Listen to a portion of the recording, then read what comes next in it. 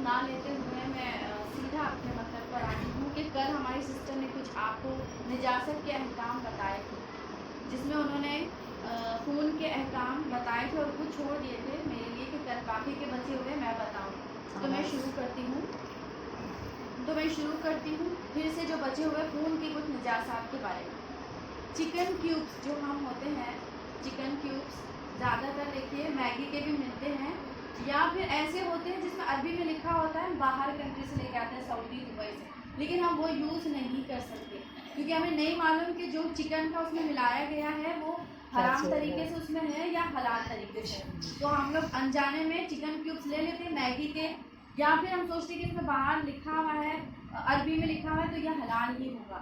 हम खासकर गोश्त के ऐसे आइटम बिना तहकीक के इस्तेमाल नहीं कर सकते, भले से उसके ऊपर हमें कुछ भी ऐसा दिखे कि ये मुसलमान का ही होगा, तो हम वो चिकन क्यूब्स नहीं ले सकते नॉनवेज वाले। जब गोश्त हम दुकान से लाते हैं तो जब तक उस गोश्त को हम घर पे लाकर धो नहीं लेंगे वो गोश्त नजिस है। अगर हम डायरेक्ट वो थैली में लेकर आए और फिर वो थैली से हमने बर्तन में डाल दिया, अब वो बर्तन हमारा नजिस हो गया। क्यों नजिस हो गया? क्योंकि जिस उसमें छुरी से उसने ज़िबा किया है उसे, तो छुरी में तो खून लगा है ना नजिस। उस जब सारा खून निकल जाता है तो बचा हुआ खून पाक है, लेकिन जब उसने ज़िबा किया तो उस छुरी में उसका खून लगा, उसने उसी छुरी से फिर उसकी बोटियाँ बनाई, वो उसी छुरी को यूज़ कर रहा है, नजिस जो खून उसमें लगा है, तो वो गोश्त जो है वो नजीस है। हम उसे घर पर ला के जब तक ये पाक नहीं कर लेंगे उसको इस्तेमाल नहीं कर सकते, या जिस जिस चीज़ में वो गोश्त लगा है हमें उसे पाक करना होगा। दूसरा, अंडे के अंदर जो खून आ जाता है, कभी कभी हम अंडा तोड़ते हैं उसके अंदर खून होता है, वो खून पाक है लेकिन उसका खाना हराम है। अगर अंडे में इतना खून है कि वो घुल जाए, पता ही नहीं चले घुल जाए, तो हम उसे खा सकते हैं, लेकिन अगर वो खून निकाला जा सकता है, यानी हमको खून निकाल, अंडा पूरा सही है, सिर्फ जितना खून है उतना हिस्सा आप खून का निकाल के अंडा यूज़ कर सकते हैं। सिर्फ उसमें खून आ गया, मैं खुद भी अगर मैं देखती थी कि अंडे के अंदर खून है तो पूरा का पूरा अंडा फेंक देती थी, तो नहीं, अंडा सही है, हम उसको खून को निकाल दे और वो अंडा इस्तेमाल कर सकते हैं। मसूड़े में अगर खून आ रहा है और वो खून इतना है कि हमारे लुआब में मिक्स हो गया, हमारे जो थूक है उसके अंदर मिक्स हुआ जा रहा है, तो वो लुआब हमारा पाक है, उसको हम निगल सकते हैं। लेकिन अगर वो खून इतना ज़्यादा है कि वो अलग से खून लग रहा है हमारा, वो लुआब में मिक्स नहीं हो रहा है, तो फिर हम उस खून को निगल नहीं सकते।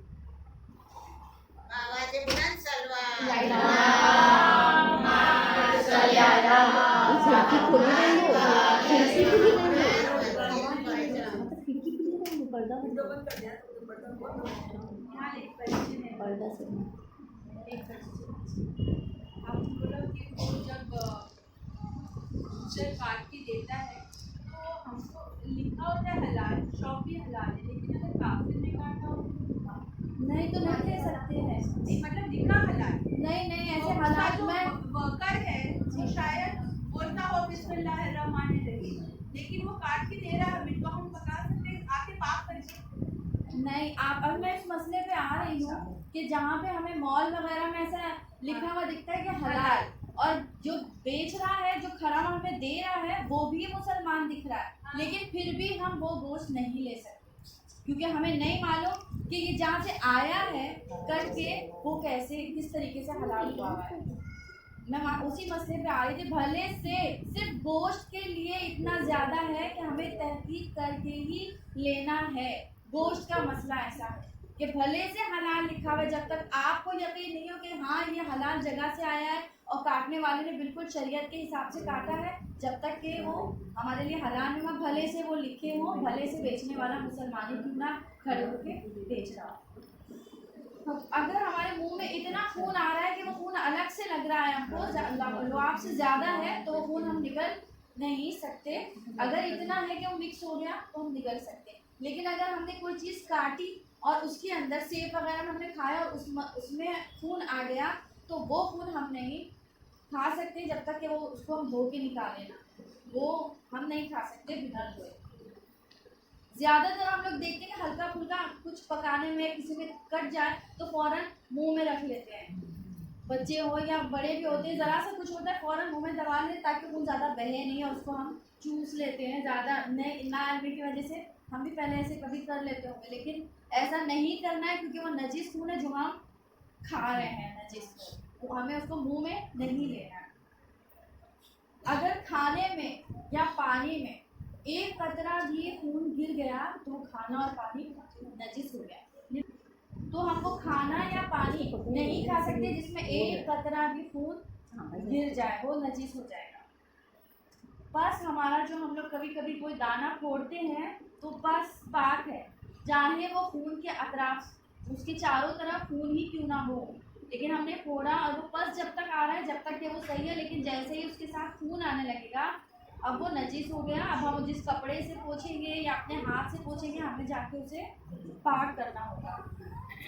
गोश्त धोने के बाद अब हमने गोश्त लेकर आ गए, गोश्त पाक कर लिया, अब उसमें खून भी पाक है, जो निकल गया जो बचा हुआ खून है वो पाक है, लेकिन अब वो पाक खून हम खा सकते हैं कि नहीं, ये भी एक मसला था कि खून पाक है, हर पाक चीज़ खाई तो नहीं जा सकती है ना, तो इसलिए ये बचा हुआ खून पाक है, लेकिन क्या ये खून अब खा लिया जाए, खा सकते हैं। तो इसका मसला ये है कि वो खून जो लगा हुआ है हम उसको पकाएंगे, उसकी शक्ल बदल जाए, खून की शक्ल अगर बदल गई तो अब हम उसे खा सकते हैं। यानी जब हमने उसको पकाया तो वो लावाला शक्ल बदल जाएगी, अब वो खून जैसा नहीं दिख रहा है। कभी कभी हम कोई चीज़ फ्राई करते हैं तो फ्राई करने में खून दिखता है, चिकन अगर हम खाली ऐसे ही कर रहे हैं तो फ्राई करने में लाल लाल लाल लाल सा वो उभर के आने लगता है, अगर वो वैसे ही लाल दिख रहा है, खून दिख रहा है, हम वो नहीं खा सकते। लेकिन पकाने में उसकी शक्ल बदल गई, अब तो खून नज़र नहीं आ रहा है, ब्राउन हो गया, काला हो गया, मिक्स हो गया उसमें, तो वो हम खा सकते हैं। तो हमें यह याद करना है कि जब हम ज़्यादातर कोई चीज़ फ्राई कर रहे होते हैं तो वो खून ऐसे ही नज़र आता है, तो अगर ऐसे ही खून की शक्ल में है तो हम वो नहीं खा सकते, शक्ल बदल गई तो हम खा सकते हैं। खून की मकदार अगर आपके कपड़े पर इतनी हो कि आपके अंगूठे से छुप जाए, अगर हमारे कपड़े पे कोई खून लग गया और वो इतना है कि अंगूठे से छुप जाए तो उस कपड़े के साथ हम नमाज पढ़ सकते हैं, मगर शर्त यह है कि इतना हो कि हमारे अंगूठे के अंदर आ जाए, इससे बाहर ना हो, इससे ज़्यादा ना हो कि अंगूठे में ना दिखे। मगर हैज़ का खून इससे कम भी होगा तब भी हम उसमें उसके साथ नमाज नहीं पढ़ सकते। हैज़ के खून में ये है कि उसके साथ हम नमाज नहीं पढ़ सकते, चाहे वो एक ड्रॉप की क्यों ना। तो हैज़ का एक ड्रॉप के साथ भी हम नहीं पढ़ सकते। दूसरा, वॉशिंग मशीन में अगर हम खून भरे कपड़े धोए, यानी अगर खून लगा हुआ है, वो चाहे हैज़ का हो या जो कभी हमारे जेंट्स लोग चूड़ियों का मातम करते हैं और वो खून लगा है तो हम वो डायरेक्ट ऐसे ही मशीन में डाल के नहीं धो सकते, क्योंकि पेशाब एक चीज़ होती है, पानी है, हल्का है, मगर खून एक वो रखता है गाढ़ापन, वो गाढ़ापन नहीं आप मशीन में धो सकते, उसको पहले अलग से धोइए, खून निकालिए, उसके बाद आप वॉशिंग मशीन में डालिए। डायरेक्ट खून के साथ हम वॉशिंग मशीन में उसे नहीं डाल के धो सकते। एक मतलब इसी के साथ मैं एक मसले और बयान कर दूँ, वॉशिंग मशीन में कपड़े पाक करने का तरीका। अगर वॉशिंग मशीन में हमने डायरेक्ट नजीस वाले कपड़े डाल दिए खून के अलावा, पेशाब का, सिर्फ पेशाब, हाँ पेशाब का, सिर्फ पेशाब का, हमने पेशाब वाला कोई कपड़ा जिसमें पेशाब लगा हुआ है वो मशीन में डाला तो हमें 3 मरतबा पानी लेके उसे धोना होगा। पहले जो सर के साथ है वो पानी लिया, उसने निचोड़ा, फिर वो पानी लेगा, निचोड़ेगा, फिर वो पानी लेगा और फिर निचोड़ेगा, तब जाके हमारी वो मशीन और मशीन के साथ सारे कपड़े खुद ब खुद पाक होंगे।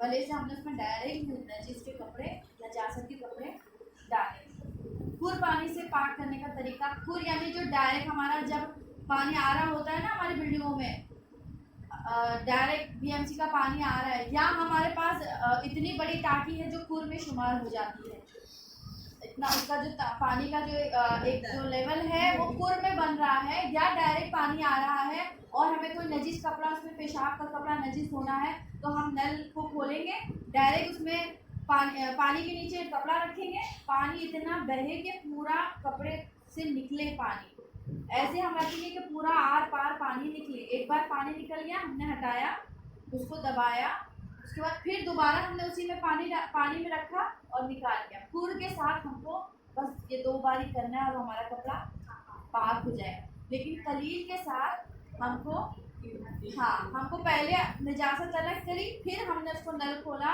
क्योंकि हमारा कलील पानी है, उसको डाला, पानी इतना बहे उसके अंदर, नल के नीचे हमने कपड़ा डाला, वो बह रहा है, फिर हमने उसको निचोड़ा, फिर हमने उसके अंदर डाला, फिर वो पानी इतना बहा, फिर हमने निचोड़ा, तो ये हमारा कलील के साथ पाक हो गया। फिर दूसरी निजासत आती है कुत्ता अगर सूखा है और वो हमको टच हो गया, हम भी सूखे हैं, वो भी सूखा है, दोनों सूखे हैं और वो हमको टच हो जाए तो नजिस नहीं होते, हमारा कोई कपड़ा वगैरह नजिस नहीं होता।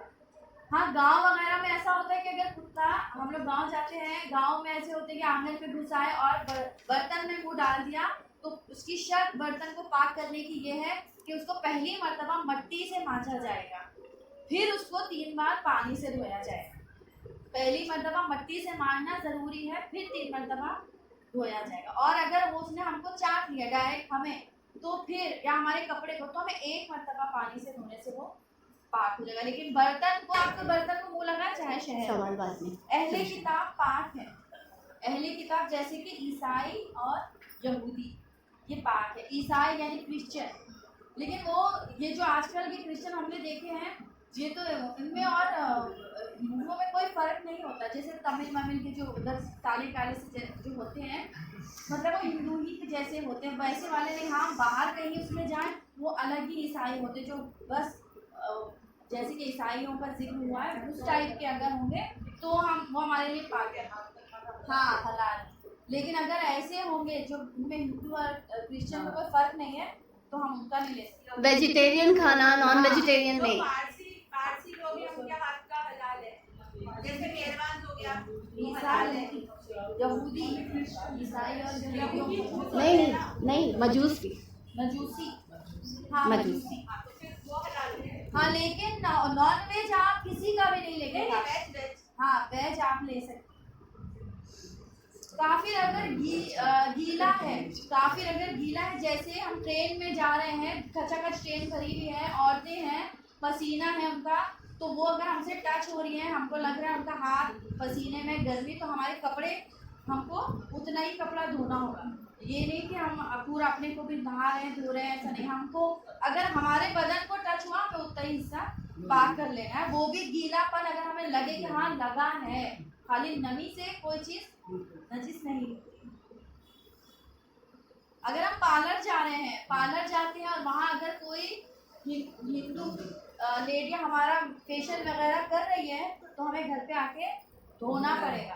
अगर हम बालों का कोई ट्रीटमेंट करा रहे हैं या हेयर कटिंग करा रहे हैं, तो उसके हाथ लग रहे हैं, वो भी हमें घर पर आके धोना पड़ेगा। ज़्यादातर हम बालों में जब सब करते हैं तो उसे धोते नहीं है, क्योंकि अगर हमने पानी लगा लिया तो वो खत्म हो जाएगा जो सेटिंग है, तो हम नजीस बालों के साथ ही रहेंगे। कोविड है तो सब ग्लव्स नहीं करते। हाँ, तो चले, कोविड के साथ ग्लव्स के साथ चलेगा।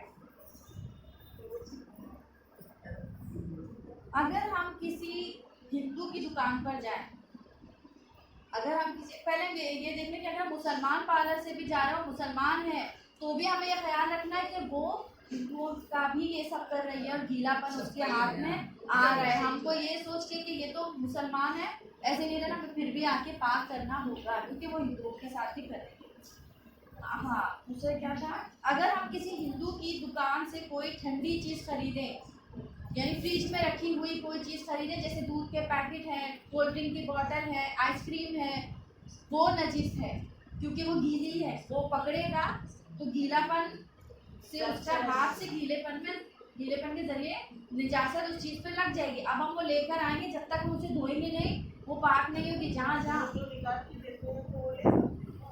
नहीं, मैं आपको बता रही हूँ, पैकेट, हम पैकेट वाले जिसमें उसका हाथ लग रहा है, वो पैकेट ठंडा है, हम उसने पकड़ा तो ठंडा यानी गीला हुआ ना, तो गीलेपन से वो चीज़ में उसकी निजासत आ गई।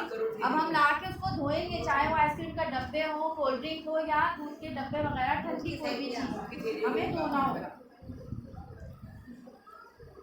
अगर हम अगर हम किसी दुकान को देखें कि उसमें ऐसा कुछ भी नज़र नहीं आ रहा है जिससे ये पता चले कि ये हिंदू है या मुस्लिम, तो हमें उस दुकान से कोई भी चीज़ हम खरीद सकते हैं। हमें ज़्यादा तहकीक की ज़रूरत नहीं है। हमने अपनी जिम्मेदारी पूरी की, हमने दुकान को देखा, नज़र दौड़ाई, हमें कुछ भी नज़र नहीं आया, ना मुस्लिम का ना हिंदू का। फिर हमने उस शख्स को देखा, हमने देखा जैसा कि वो लोग पहने रहते हैं कड़े या गले में या कुछ भी, हमें वो भी कुछ नज़र नहीं आ रहा है, हम लेके खा सकते हैं, मगर फिर वही कि वो वेज हो, नॉन वेज आप ना लें। या रोड पर हम देखते हैं जिनकी दुकानें नहीं होती, सिर्फ ठेले के लिए और हमको खाना है, तो हम उस शख्स को देख लें, इस पर कोई निशानी तो नहीं है, कोई निशानी नज़र नहीं आ रही, ना मुस्लिम की ना हिंदू की, हम लेके खा सकते हैं।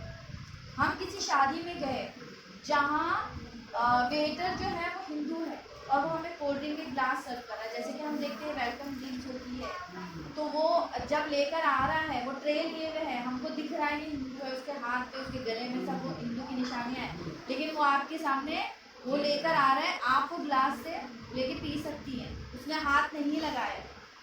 तो देखिए आगे, हाँ मैं आगे बता रही हूँ, उसने ग्लास पकड़ा है, आपको सर्व भी कर रहा है, हाथ से उठा के आपको दे रहा है, तो अब आपने उसके हाथ से जितना ग्लास को पकड़ा है, आपका हाथ नजिस हुआ, अंदर की जो चीज़ है वो नजिस नहीं है, हम पी सकते हैं उसे। हाँ अगर उसने ऐसे पकड़ लिया जहाँ से हमें लिप्स लगाना है अपने, उसने वहाँ पकड़ लिया, तो फिर वो हम यहाँ नहीं लगा सकते, नहीं पी सकते हम। बाकी हाँ हमारा हाथ नजिस हो जाएगा, हमने उसके ग्लास को पकड़ा, जहाँ से उसने पकड़ा था हमने भी वहीं पकड़ा, हमारा हाथ नजीस, हमने पी लिया, अब हमें कोई दूसरा खाने के लिए इस हाथ को पाक करना होगा, तभी हम कोई दूसरा खाना खा सकते हैं।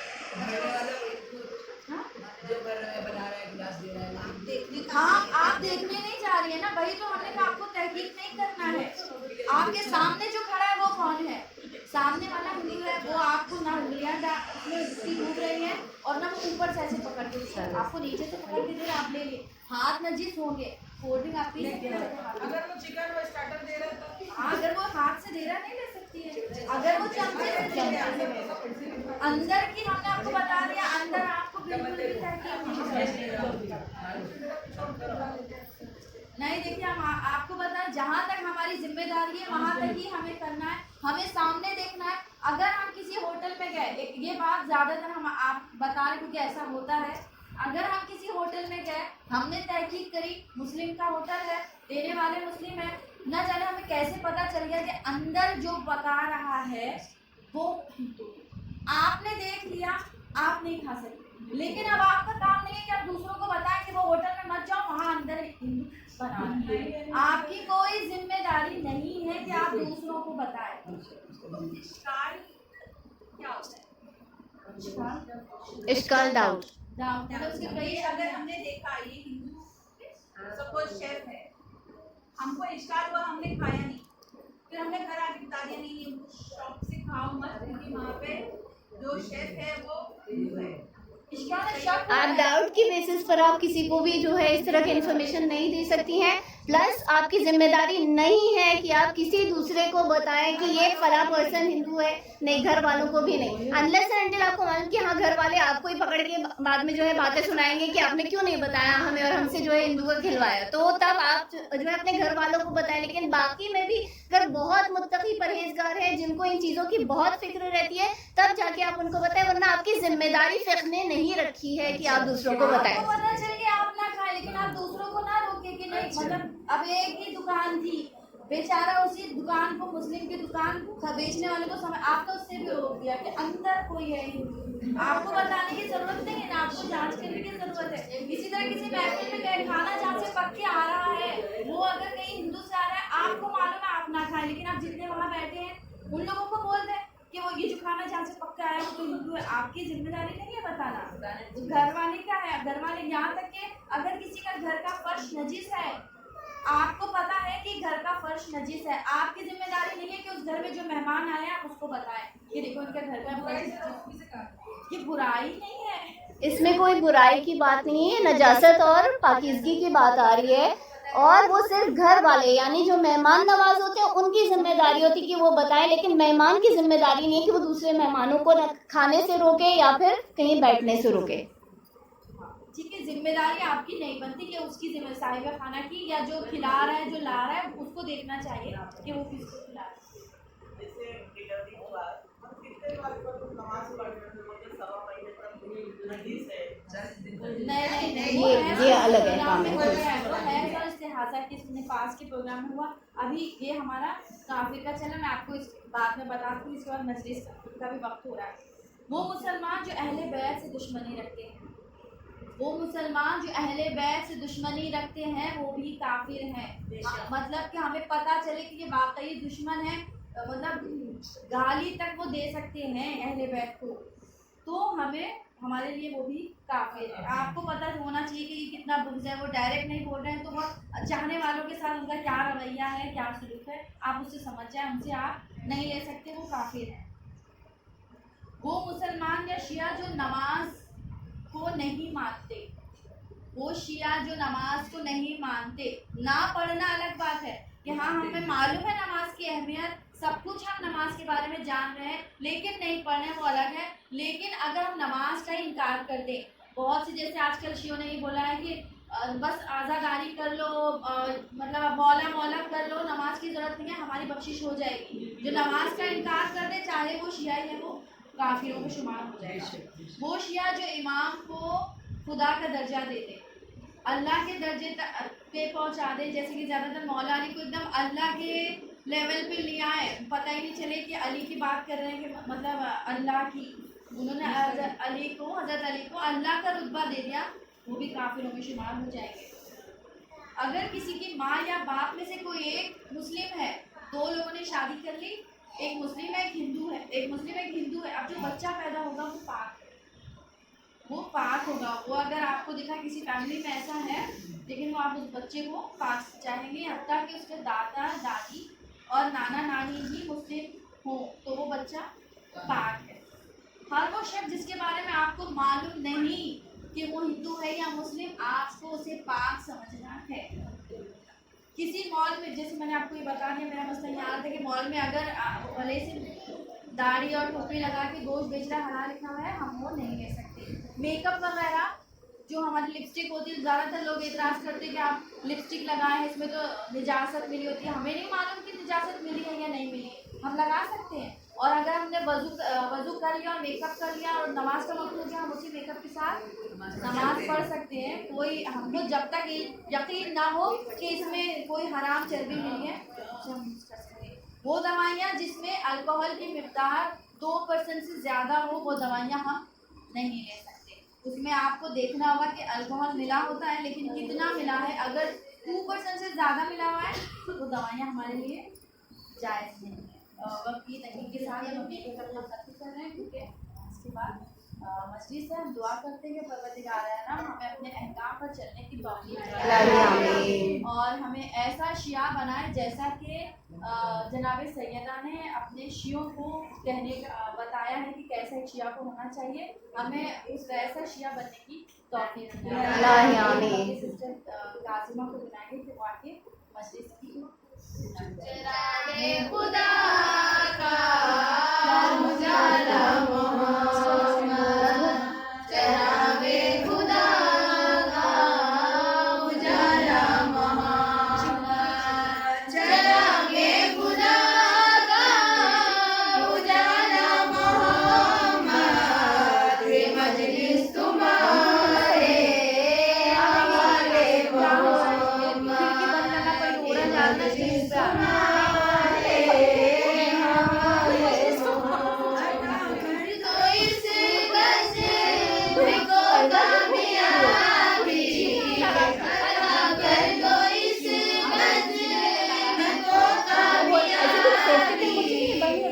मजलिस तुम्हारे हवाले मोहम्मद, ये मजलिस तुम्हारे हवाले मोहम्मद।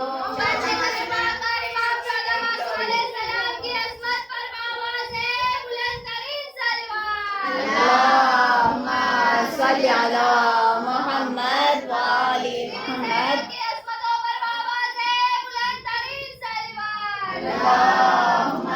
सल्ली अला मोहम्मद व आले मोहम्मद।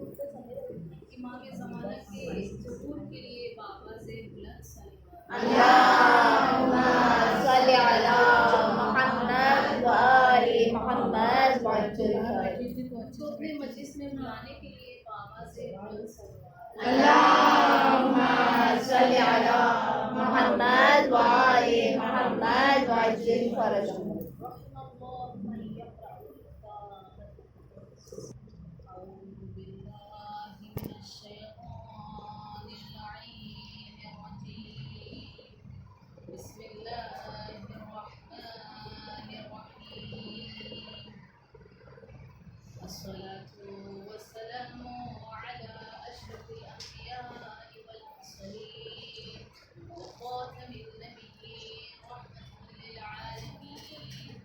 سيدنا ونبينا وشفيعنا مولانا مولى الثقلين جد الحسن والحسين أبي القاسم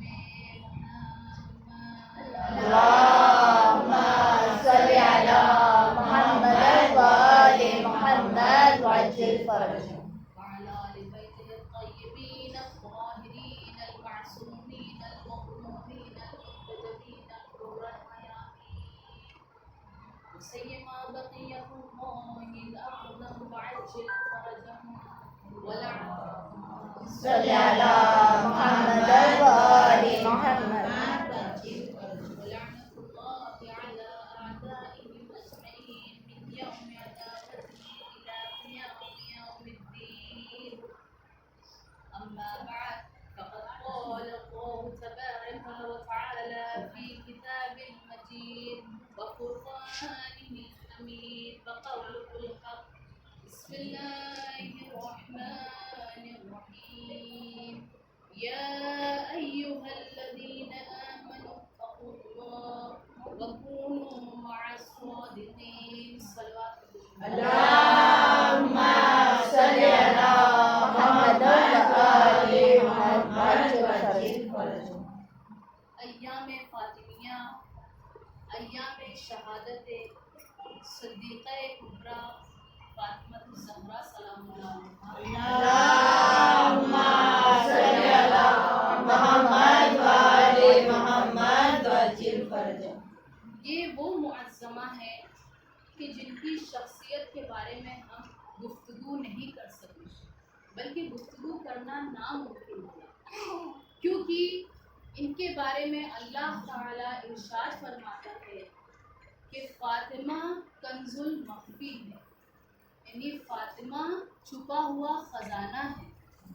मगर ये कि हम बोले मासूमीन और कुरान की तफसील और रिवायतों के ज़ेर में बीबी ज़हरा सलामुल्लाह अलैहा के शख्सियत के बारे में गुफ्तगू करें, क्योंकि इनके शान में खुद रसूल खुदा इरशाद फरमाते हैं कि फ़ातिमा तो आज़ुन नासे अलैया, कि फ़ातिमा मेरे नज़दीक सबसे बाइज़्ज़त तरीन शख्स है, जिनके शामिल होने से, जिनके ज़ेरे किसा आने से आये तत्हीर नाजिल हुई, जिनके शामिल होने से आये मुबाहिले के मिस्दाक पूरे हो गए, जो सूरह क़द्र और आये नूर की बातिन है।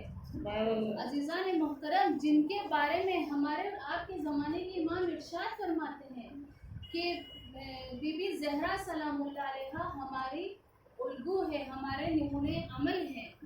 उसी तरह से हमारे 11वें इमाम इरशाद फरमाते हैं कि हम अल्लाह की हुज्जत आलमीन पर हैं और बीबी ज़हरा सलामुल्लाह अलैहा हमारी हुज्जत है, हमारे लिए उल्गू है, हमारे लिए नमूने अमल है। रसूल खुदा ख़त्मी मर्तबत का उनके एहतराम में खड़ा हो जाना इस बात की तरफ निशानदेही करता है कि बीबी ज़हरा सलामुल्लाह अलैहा की फजीलत क्या है, उनकी अजमत क्या है, उनकी बुजुर्गी क्या है। आइए इसके लिए कि हम उनकी अजमत और उनकी बुजुर्गी को समझें, इसके लिए आवाज़ बुलंद नारे सलवात। अल्लाहुम्मा सल्ली अला मुहम्मद व आले मुहम्मद वअज्जिल फरजहum। आज हम इंशाल्लाह इस बारे में गुफ्तगू करेंगे कि इंसान को अपने ज़िंदगी में किस तरीके के इंतखाब करना चाहिए, कैसे कैसे रास्ते चुनना चाहिए, और उसी सिलसिले में हम ये भी वजाहत करते जाएंगे कि बीबी ज़हरा सलामुल्लाह अलैहा ने अपने ज़िंदगी में कैसे कैसे इंतखाबात अंजाम दिए, कैसे कैसे इंतखाबात।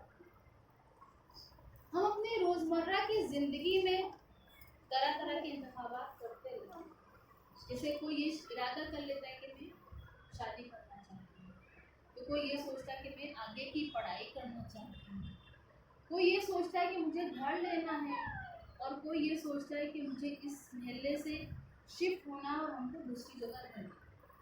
अलग अलग इंतखाबात इंसान करता रहता है, लेकिन अल्लाह ताला कुरान मजीद में इरशाद फरमाता है कि कुछ लोग ऐसे हैं जो ज़िंदगी दुनियावी में लगे रहते हैं, और कुछ लोग ऐसे हैं जो आखिरत की तलाश में रहते हैं। और जाहिर सी बात है, जो भी आखिरत की तलाश में रहेगा वो ये कोशिश करता रहेगा कि अल्लाह की रिज़ायत उसको हासिल हो जाए, अल्लाह की खुशनुदगी उसको हासिल हो जाए।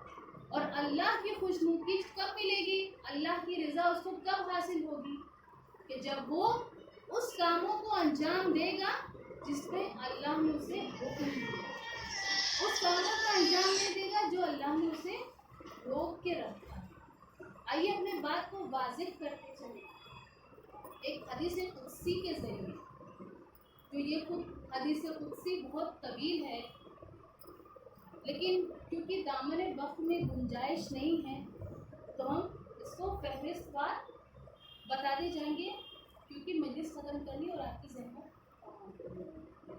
अज़ीज़ान मोहतरम, खुदावंद आलम हदीस कुदसी में इरशाद फरमा रहा है कि मैंने 6 चीज़ को 6 चीज़ के अंदर रखा, लेकिन लोग गलत रास्ते इंतखाब कर लेते हैं, गलत रास्ते चुनते हैं। मिसाल के तौर पर अगर आपको ये बताया जाए कि यहाँ खजाना है और आप यहाँ को मत नहीं खोदिए और जाके 2 मीटर उस तरफ को खोदिए, तो ना आपको खजाना मिलेगा और आपकी मेहनत भी जाएगा जाएगी। इसी तरह से वो 6 चीज़ में जो पहली चीज़ है वो है इल्म। अल्लाह ताला इरशाद फरमा रहा है कि मैंने इल्म को खाली पेट के साथ रखा और लोग उसे भरे पेट में तलाश करते। अगर आपको इल्म हासिल करना है, अगर आपको कुरान हिफ्ज़ करनी है, तो सबसे बेहतरीन वक्त ये है कि आप नमाज सुबह के बाद बैठ जाए, क्योंकि उस वक्त इंसान को खाना खाने का भी दिल नहीं करता और पेट भी खाली होता है। दूसरी चीज़ की तरफ जो अल्लाह ने इस हदीस में फरमाया है तो ये है कि अल्लाह ये फरमाता है कि मैंने इज्जत को नमाज शब में करार दिया है और लोग उसे सलातीन और बादशाहों के दर में तलाश करने जाए। अगर हमको इज्जत चाहिए, अगर हमको ये चाहिए कि हम घर में बाइज्जत हो, सब हमारी एहतराम करें, सब हमारी इज्जत करें, तो आज से ही आप नमाज शब पढ़ना शुरू करें, क्योंकि ये अल्लाह का वादा है। अल्लाह ने वादा किया है तो आपको इज्जत ज़रूर मिलेगी। और बीबी ज़हरा सलामुल्लाह अलैहा की नमाज़ों का क्या कहना है कि जो खुद कुल्ले ईमान ये इरशाद फरमाते हैं कि मैंने ज़हरा को अपने इबादतों में मददगार पाया, पूरी रात इबादत करती थी, और जब सुबह का वक्त नमूदार होता था तो इमाम हसन अलैहिस्सलाम फरमाते थे कि ए मेरी वालिदा गिरामी, आपने पूरी रात पड़ोसियों के लिए दुआ किया, कुछ दुआ हमारे लिए भी करना चाहिए। क्या फरमाती थी कि पहले पड़ोसी।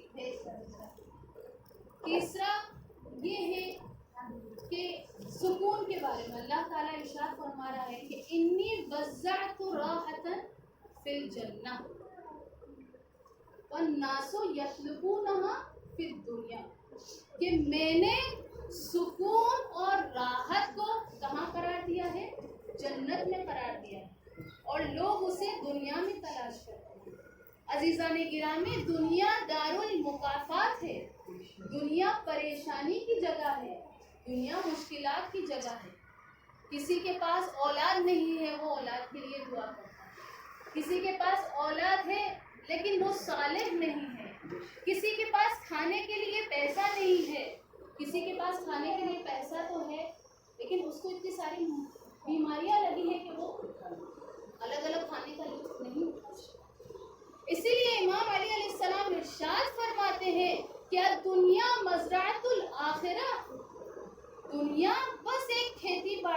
रहने की जगह। कभी आपने किसी को ये देखा है कि खेत में बड़े सुकून से मुस्तकिल किसी काम में मशगूल रहता है, कभी हल चलाता है तो कभी दाने छिड़कता है तो कभी पानी देता है। तो दुनिया मुश्किलात की जगह है, इसीलिए बीबी ज़हरा ने भी ज़िंदगी उखरवी को तरजीह दिया, उसके आसाइशों को तरजीह दिया। आपका सुना सुना वाक़या है कि जब बीबी ज़हरा सलामुल्लाह अलैहा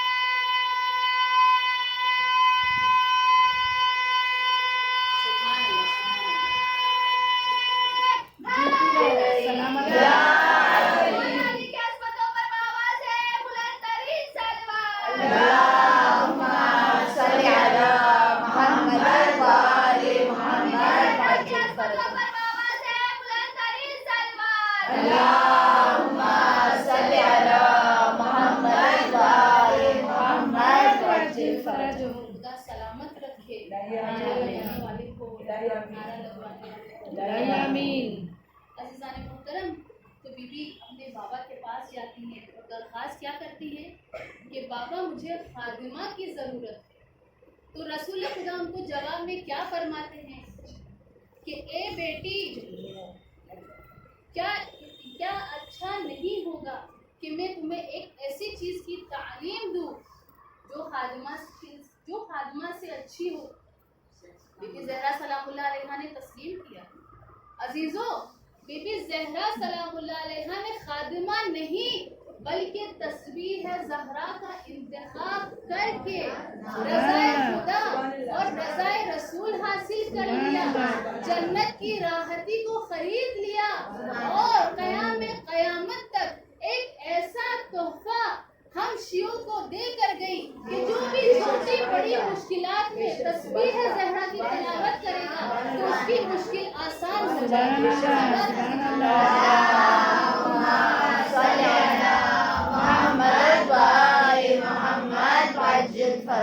अगर बीबी ज़हरा सलामुल्लाह अलैहा तस्बीह का इंतखाब न करती तो हम लोग को ये गंजीना नहीं मिलती। दूसरी चीज़ है, चौथी चीज़ है तवाज़ु।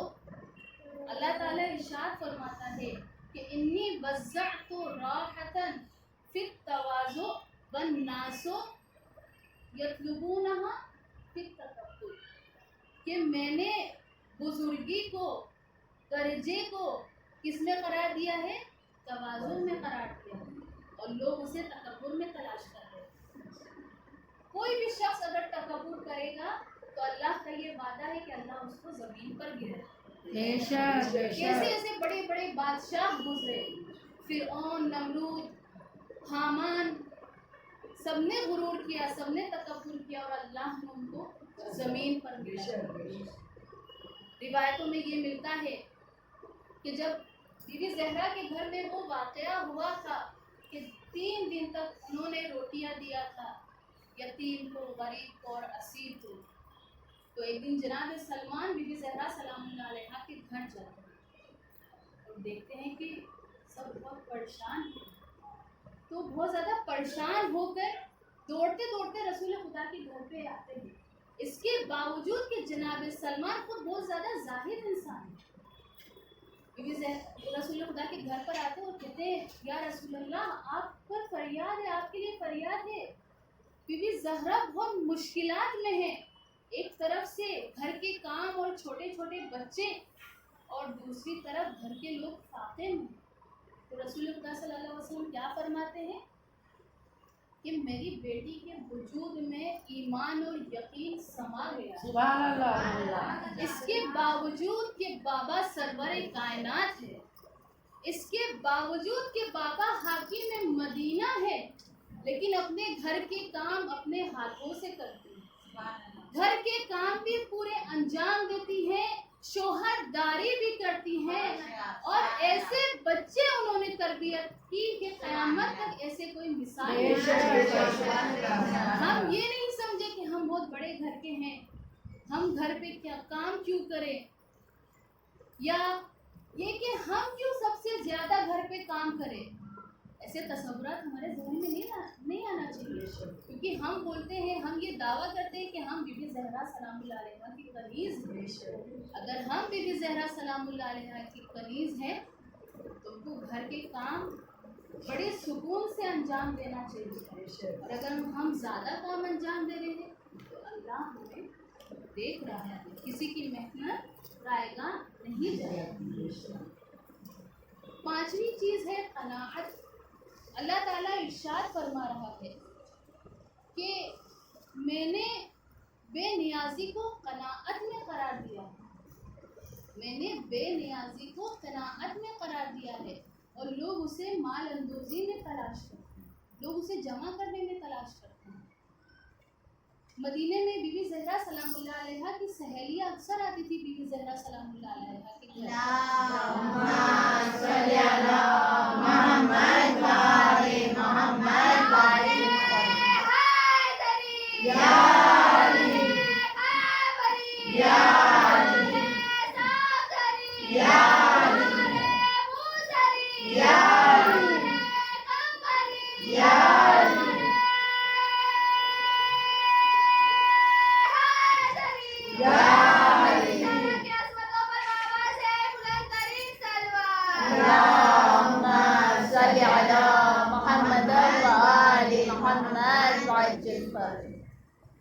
अक्सर बीबी ज़हरा के घर पे आती थी और उनके नदारी का वो ताना दिया करती थी, तंज किया करती थी बीबी ज़हरा सलामुल्लाह अलैहा को। लेकिन कभी मिसाल तारीख में ये मिसाल नहीं मिली कि बीबी ज़हरा ने अपने शौहर को परेशान किया या ये इजहार किया हो कि आज मदीने की ख़वातीन आए थी, उन्होंने इस तरीके की बातें की, बल्कि बीबी ज़हरा की सारी ज़िंदगी कनाअत से भरी हुई। ऐसे ही वाक़या मिलता है कि एक दिन इमाम अलैहिस्सलाम घर में तशरीफ़ लाते हैं और कुछ खाने के लिए तलब करते हैं। बीबी ज़हरा क्या फरमाती हैं कि या अली, घर में 2 दिन से खाने के लिए कुछ नहीं है। तो इमाम अलैहिस्सलाम फरमाते हैं कि मेरी ज़ौजा आप बता देती कि घर में कुछ नहीं है। तो बीबी कितना प्यारा जुमला फरमाती है। बीबी ज़हरा सलामुल्लाह अलैहा फरमाती है कि मुझे शर्म महसूस हो रहा था कि मैं आपसे ऐसी दरख्वास्त करूं जो आप उसे पूरा न कर सके और आपको शर्मिंदगी महसूस हो। अज़ीज़ान मोहतरम, हमें ये नहीं बोला जा रहा है कि फाके से रहो, हमें ये नहीं बोला जा रहा है घर में कि घर में राशन नहीं बनवा। हमें ये बोला जा रहा है कि बीबी ज़हरा समझ कितना प्यारा जुमला है कि मुझे शर्म महसूस हो रहा था आपसे ऐसी दरख्वास्त करूं जो आप पूरा न कर सके। हम न जाने दिन भर कैसे कैसे दरख्वास्त किया करते हैं तो अपने शौहर को मजबूर कर देते हैं। अगर खुदा न खास्ता हमारे देरानी के घर अच्छी चीज़ आ जाती है, सोना आ जाता है, तो हम अपने शौहर को परेशान करते हैं, जिद कर के अपने लिए मंगवा लेते हैं। ये काम सीरत कनीज़ ज़हरा का नहीं है, क्योंकि देखा देखी के वजह से अच्छे अच्छे घर जहन्नम में तब्दील हो जाते हैं। और आखिरी उन्वान और इंशाअल्लाह आपकी ज़हमत तमाम, अल्लाह ताला इरशाद फरमाता है कि मैंने दुआ की कबूलियत को लुक़्मा-ए हलाल में करार दिया। अगर हमको ये चाहिए कि हमारी दुआएं मुस्तजाब हो, तो हमको ये ज़रूरी हो जाएगा कि हमारे दस्तरखान में जो निवाले आए तो वो भी हलाल हो। लेकिन एक बेहतरीन रास्ता ये है कि हम खुद को उनकी दुआ में शामिल कर दें कि जिनकी दुआ कभी रद्द नहीं हो। इमाम ज़माना इरशाद फरमाते हैं कि तुम हमारे फ़र्ज के लिए दुआ करो, तुम हमारे ज़हूर के लिए दुआ करो, ताकि हम भी तुम्हारे काम के आसानी के लिए दुआ करें। और जाहिर सी बात है, मासूम की दुआ कभी रद्द नहीं होती। सलामती इमाम ज़माना बावाज़े बुलंद सलावत। अल्लाहुम्मा सल्ली अला मुहम्मद व आले मुहम्मद वअज्जिल फरजहु। हाँ अज़ीज़ाने गिरामी, आपके ज़िंदगी इमाम, आज वही मासूम इमाम जो पर्दे गैब में है, आज वो अज़ादार है। अपने जद्दे मज़लूम का अज़ादार है अज़ीज़। आज हमें उनको पुरसा देना है। मेरे मज़लूम इमाम न जाने कहाँ बैठे होंगे, बक़ी के किस गोशे में बैठे होंगे अजीज़ों। आज हमें हुसैन की दुखियारी माँ का हुसैन को पुरसा देना है अजीज़ों। मेरा दिल कहता है कि आज तेरा मासूमीन फर्श पर आए होंगे, हमें तेरा मासूमीन को पुरसा देना है। बीबी ज़हरा ने अपनी सारी जिंदगी सख्त मसाइल का इंतखाब किया है ताकि शिया उनकी अजमत और उनकी मजलूमी को समझ पाया। वो बीबी जो अपने पड़ोसियों के लिए पूरी रात दुआएं करती थी, आज वो बीबी अपने पसलियों पर हाथ रखे हुए इमाम अली और इमाम हसन और इमाम हुसैन के साथ हर मुहाजिर और अंसार के घर में तशरीफ ले गई और कहती थी कि शख्स, क्या मेरे बाबा ने अली को रोज़े क़दीर इमाम नहीं बनाया था, लेकिन किसी ने बीबी ज़हरा का साथ नहीं दिया। अज़ीज़ाने मोहतरम, सिर्फ गाज़िबा ने हुकूमत करने बीबी ज़हरा पर जुल्म नहीं किया, बल्कि सारे मदीने ने बीबी ज़हरा पर जुल्म किया। अज़ीज़ाने मोहतरम, बीबी ने एक ऐसा काम अंजाम दिया जो शियों के लिए था, ताकि शिया ये बता पाए कि हम हक पर हैं। बीबी ज़हरा को माले दुनिया से कोई उल्फत नहीं थी। बीबी ने पूरी जिंदगी कनात में गुजारी, लेकिन बीबी हमारे लिए दरबार में गई। बीबी गाज़िबा ने अली को बेनकाब करने के लिए गई थी, ताकि कोई बेगैरत कल को ये नहीं कह पाए कि अगर बीबी ज़हरा मांग लेती तो वो लोग दे देते। बीबी दरबार में गई, सहाबियों के दरबार में गई, लेकिन हाय रे गज़ब, झुठलाई गई, सबके दरमियान झुठलाई गई। न जाने वो 4 घंटे में क्या हुआ कि 18 साल की औरत ज़रीफ़ा हो गई, कमर खम हो गई, बाल सफेद हो गया। मुहाशिर की मस्तूरात से फरमाती है कि बीबियों मुझे सहारा दो, मुझसे चला नहीं जा रहा है। बीबी घर में तशरीफ लाती है और दिन ब दिन ढलती जाती है। जब मदीने की औरतें घर पर आती है और पूछती हैं बीबी आपको कैसी बीमारी है, क्या दिन ब दिन ढलती जा रही है, तो बीबी फरमाती है बाबा की शहादत और अली की मजलूमी ने मेरा ये हाल किया है। अजब नहीं आपके ज़हन कैद शाम में पहुंच गया होगा जब गस्साला ने जनाब सकीना को गुस्ल दिया। तो गस्साला ने पूछा इस बच्ची को कैसी बीमारी थी, तो वहां पर भी यही बताया गया, इसके बाबा की शहादत और इसके भाई अली की मज़लूमी ने इसका ये हाल कर दिया है। अज़ीज़ों ने मोहतरम, बीबी जाती थी और आहो गुजारी करती थी। बीबी फरमाती थी बाबा के बाद ये ज़हरा तन्हा हो गई। बाबा अब ज़माना ऐसा आ गया है कि कोई अली के सलाम का जवाब नहीं देता। बाबा जिस घर पर आप सलाम करने आते थे उस घर को जालिमों ने नजरे आतश कर दिया। बाबा मेरे छत को जमीन से मिला दिया। बाबा मेरे मौसिम को शहीद कर दिया। सलाम हो आपकी बहू मेरा बाप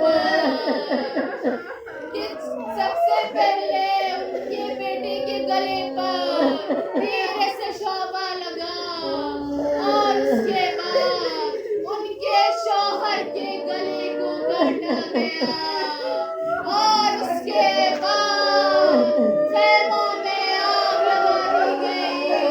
बीबियां जलते हुए खेमों के दरमियान बीबी रबा बीबी सबीना के पीछे पीछे दौड़ती जाती है।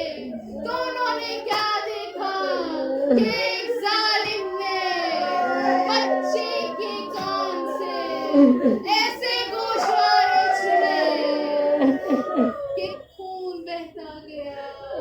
बच्ची चीखती गई चचा अब्बास मुझे पानी नहीं चाहिए। मुझे पानी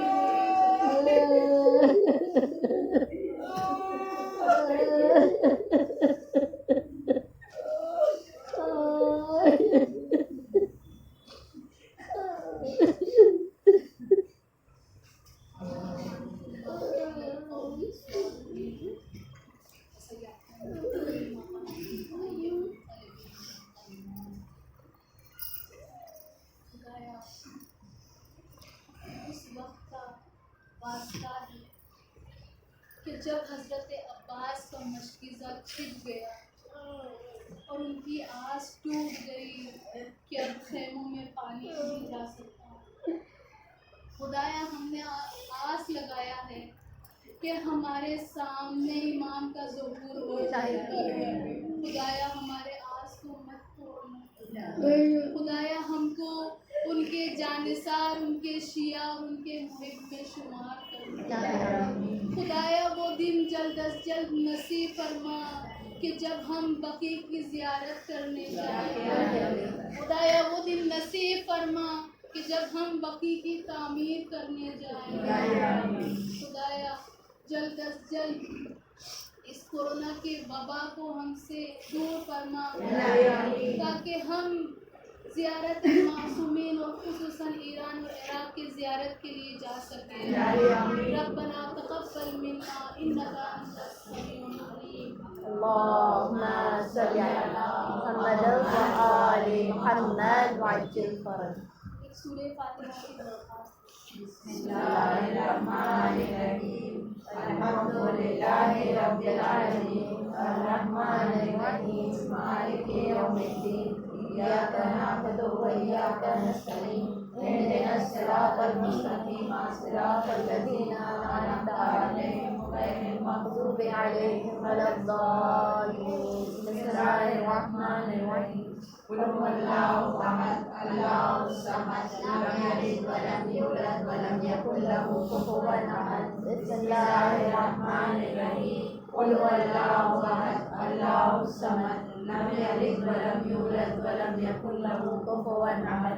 बिस्मिल्लाहिर रहमानिर रहीम कुल हुवल्लाहु अहद अल्लाहुस समद लम यलिद व लम यूलद व लम यकुल लहू कुफुवन अहद। इन्नल्लाहा व मलाइकतहु यसल्लूना अलन नबी या अय्युहल्लज़ीना आमनू सल्लु अलैहि व सल्लिमू तस्लीमा।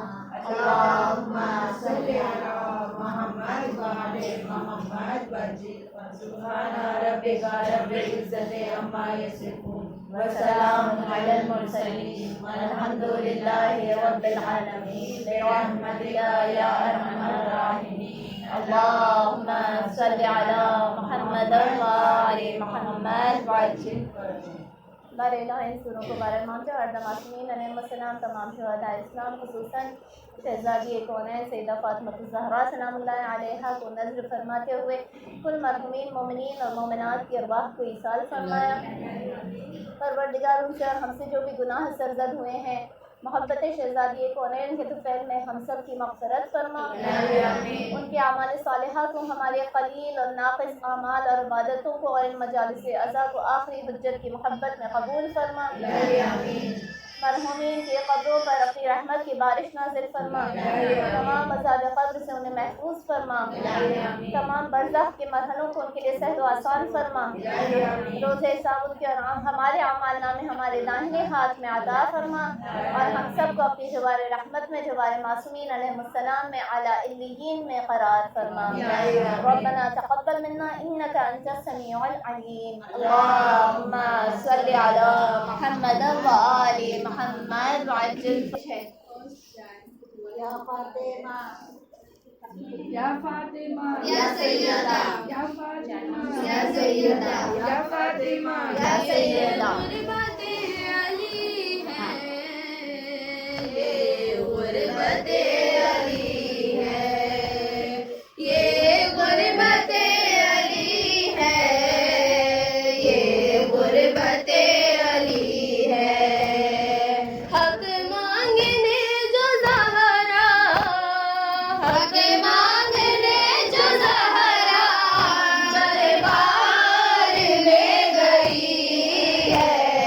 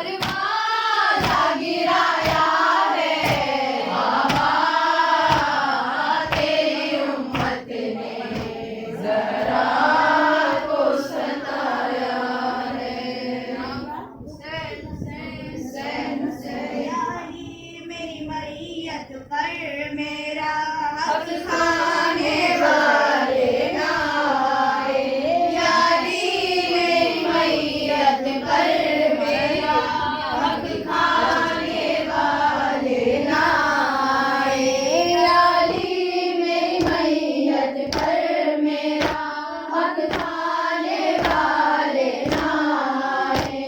दरबार में तेरी ज़हरा को, दरबार में तेरी ज़हरा